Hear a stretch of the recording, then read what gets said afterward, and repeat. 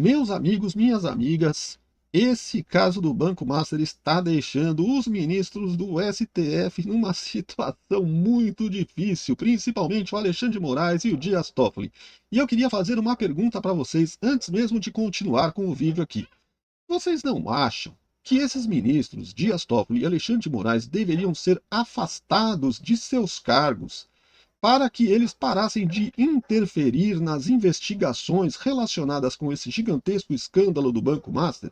Pois é, a gente vê casos aí, milhares de casos de pessoas, né, que estão sendo julgadas e vão presas por elas estarem tentando interferir, né, nas investigações, né, mexer ali, comprar pessoas, né, tentar influenciar pessoas para que elas deem um depoimento diferente do que elas deveriam dar.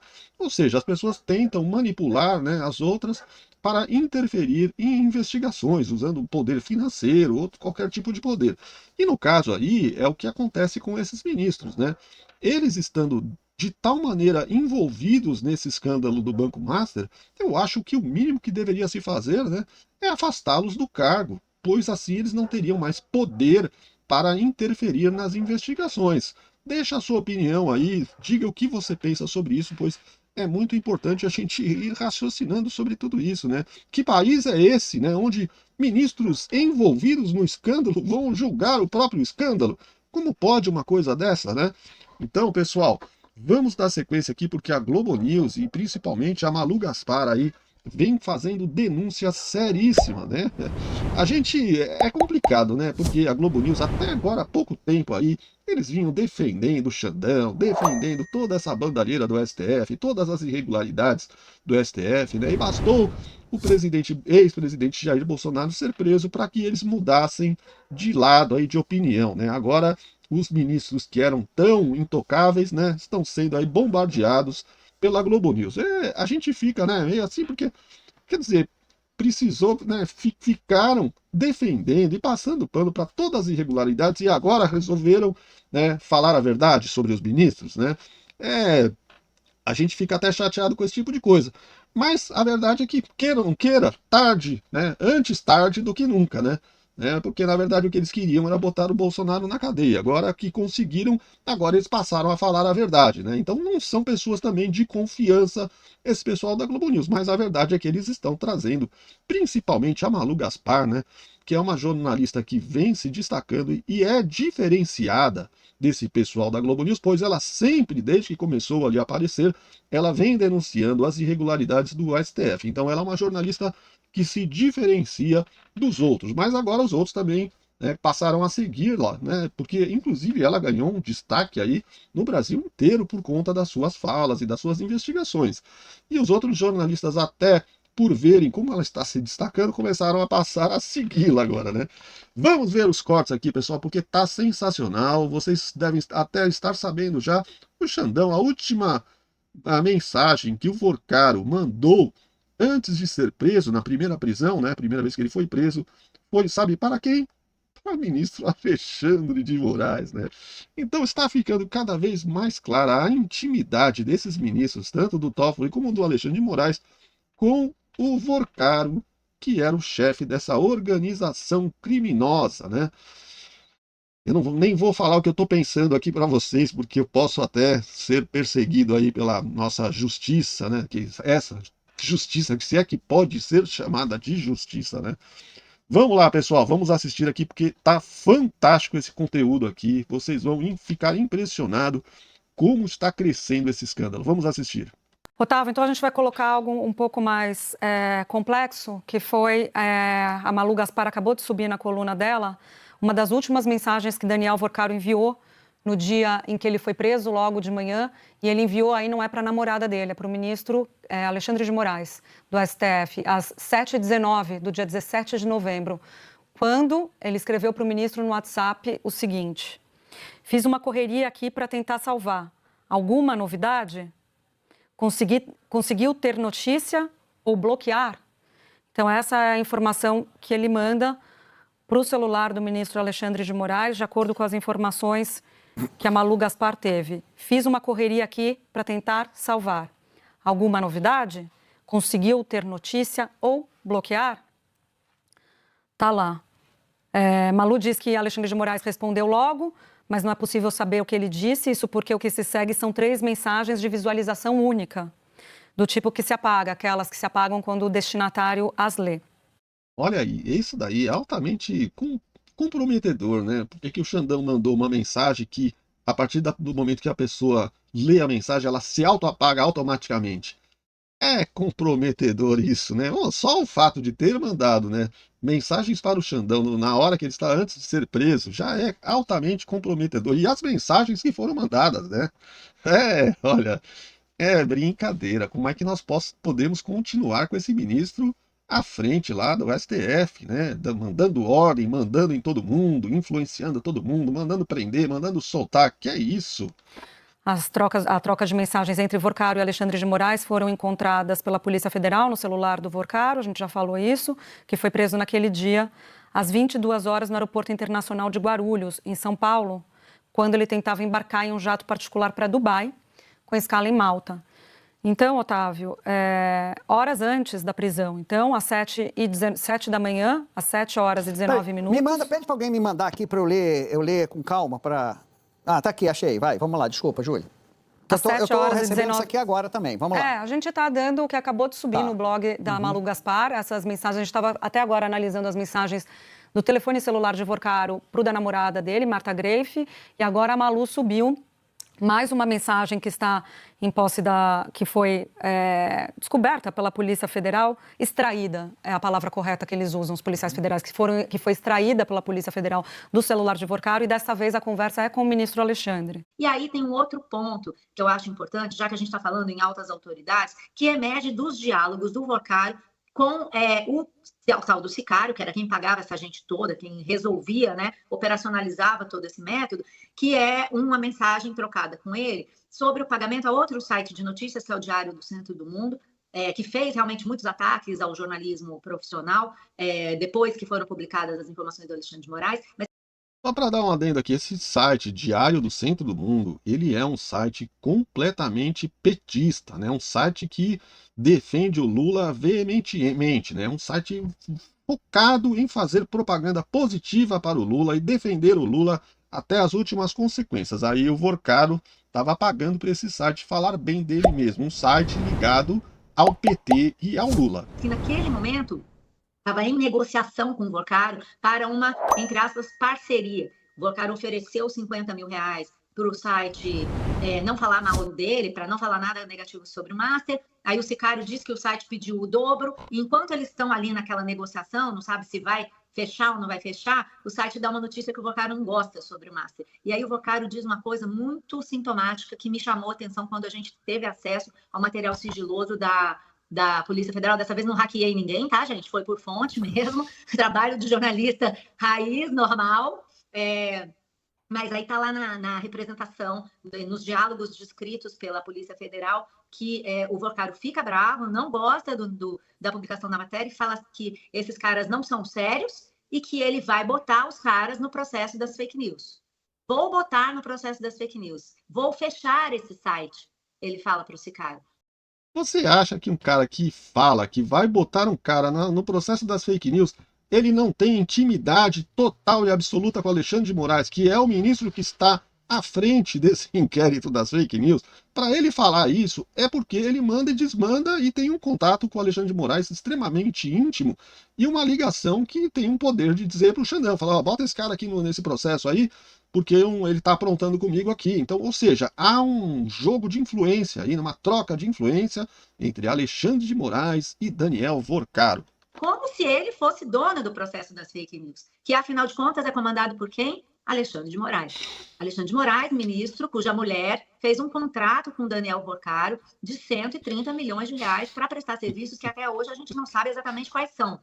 Então, Milton, quando a gente começa a olhar o quadro geral dessa dinâmica mafiosa e corrupta do Daniel Vorcaro, o que a gente entende? Que ele tinha motivos para achar que podia mandar em todo mundo, passar por cima da lei, quebrar dente de jornalista, moer funcionário e botar site de notícia no inquérito das fake news. Eu achei que esse inquérito das fake news era um inquérito comandado pelo Supremo Tribunal Federal, que por muito tempo se disse que serviu para salvar a democracia.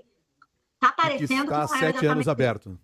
Há 7 anos aberto, designado de ofício, sem sem sorteio, o relator Alexandre de Moraes, movido em sigilo, cada hora ele serve para uma coisa e, ultimamente, serviu para tentar apurar como se deram vazamentos de informações de declaração de imposto de renda de parentes dos ministros do Supremo, e a gente descobriu que eram a própria Viviane de Moraes e um filho do ministro Luiz Fux. Agora, só para concluir, Cássia, Milton, esses vazamentos que a gente acompanhou aí dessas declarações, que eu até mostrei no Globo, que as declarações foram vendidas por um vigilante da Receita e mais um atendente terceirizado por R$250, olhando esse esquema do Vocaro, hackeamento, compra de senha, tudo isso, que compra de jornalista, compra de funcionário do BC, a gente olha para esse esquema que o Fake News estava investigando e percebe que era fichinha, né? Tinha uma coisa muito mais grave acontecendo, né, muito mais ameaçadora à democracia e às instituições, bem do lado do ministro Alexandre de Moraes.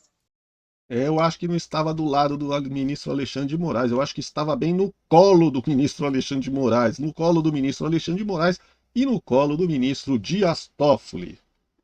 E com muita gente ainda precisando da explicação sobre tudo isso que está sendo levantado nesse momento. Mas as explicações estão vindo, a gente vai descobrir.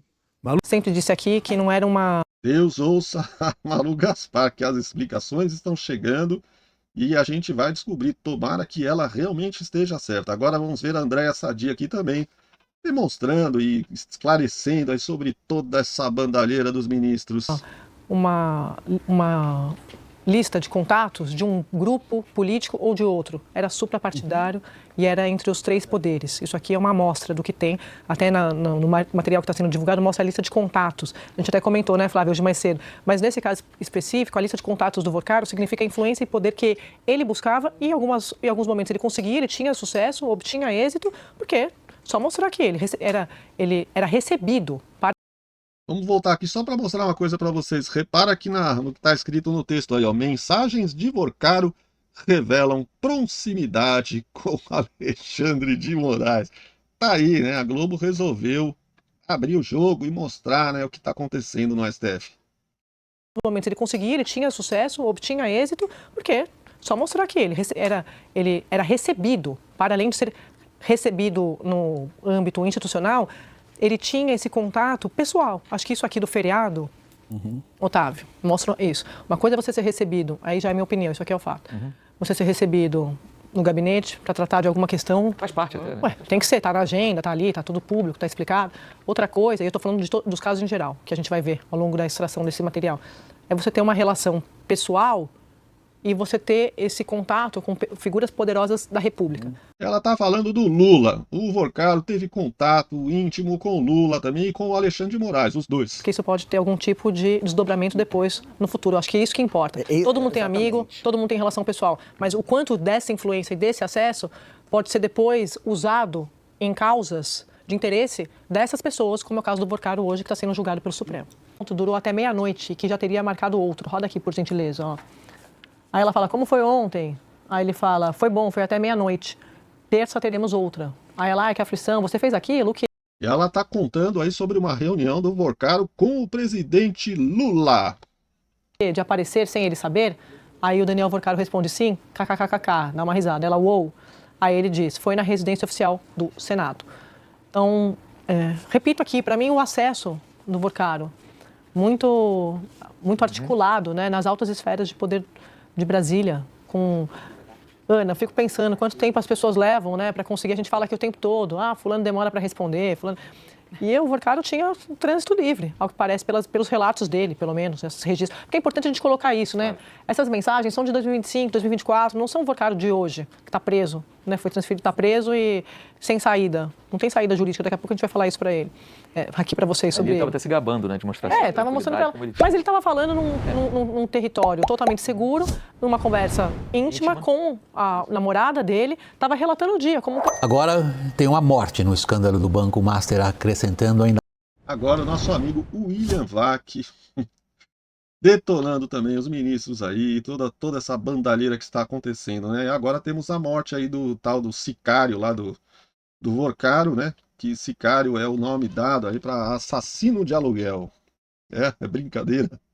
O cara chamava o funcionário dele de sicário, que o apelido do cara era esse, que é assassino de aluguel. Olha o nível dessa gente. Mais dramaticidade ao caso. Suicidou-se ao entrar na cadeia o homem que, segundo a Polícia Federal, executava alguns tipos de serviços sujos para o banqueiro Vorcaro: intimidação, espionagem, subornos, roubo de dados.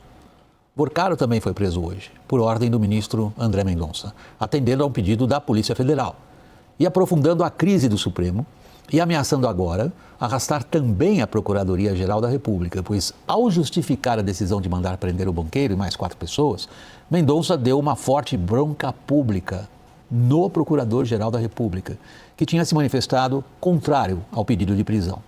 Ele, o PGR, considerou muito curto o prazo dado por Mendonça para se pronunciar, mas, comenta-se, tinha dúvidas sobre a robustez do material apresentado pelos investigadores da PF.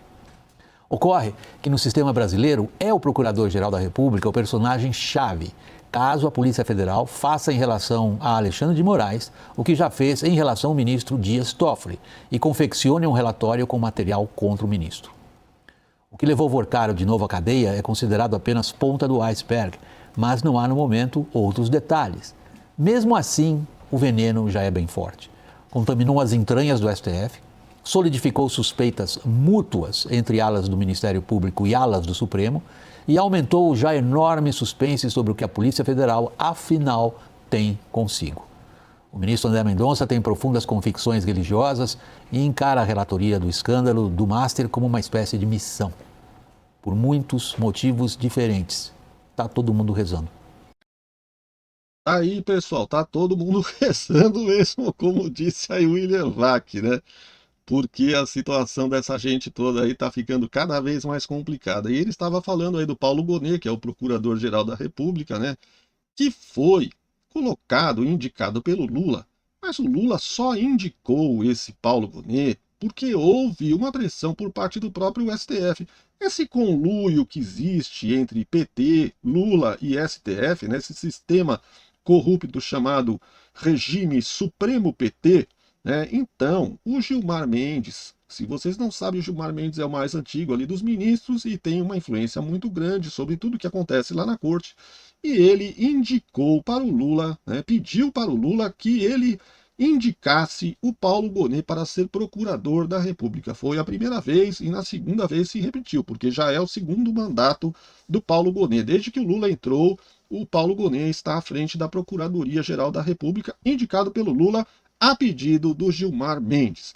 E o Gilmar Mendes indicou essa pessoa por ele ser de extrema confiança dos ministros do STF, ou seja, uma pessoa que foi colocada lá para a proteção dos ministros do STF. Basta a gente lembrar do fato que aconteceu agora há pouco tempo do ministro Gilmar Mendes tentar modificar a lei numa canetada para que o Paulo Gonet fosse a única pessoa na República Brasileira capaz de pedir o impeachment de um ministro do STF. Ou seja, ele queria tornar o Paulo Gonet a única pessoa capaz de impeachment um ministro. Ou seja, não queria ser impeachmentado ninguém, porque o Paulo Gonet está lá a serviço de proteger os ministros, né? Ele está lá como um procurador que, na verdade, é um procurador dos próprios ministros, e não um procurador da República Brasileira, da Justiça Brasileira, né? Está a serviço dos ministros e não a serviço da Justiça. Essa é a realidade que está acontecendo no nosso país, né?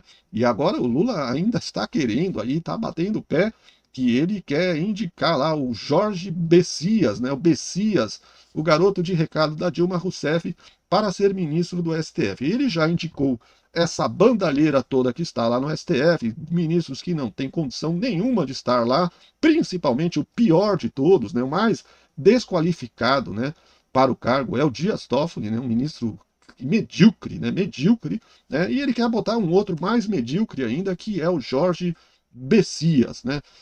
Deixe o seu like, se inscreva no canal, acione o sininho das notificações e deixe o seu comentário.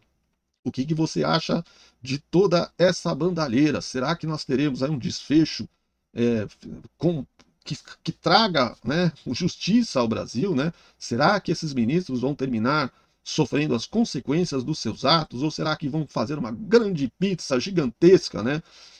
E o Lula aí vai promover, né, uma festa, né, uma farra aí, né? Talvez o Vorcaro esteja aí participando dessa farra também, dá um jeito de soltar. Olha, já soltaram até o Sérgio Cabral, que tinha 300 anos de prisão, né, de condenação, soltaram o Zé Dirceu, soltaram todos os empresários que corromperam, né, fizeram parte do esquema gigantesco do Petrolão, né, soltaram todos os políticos do PT que foram presos por corrupção, soltaram todo mundo. Aliás, o Dias Toffoli foi o grande, né, o maior de todos os ministros para soltar corruptos, né, o grande soltador de corruptos foi o Dias Toffoli, né.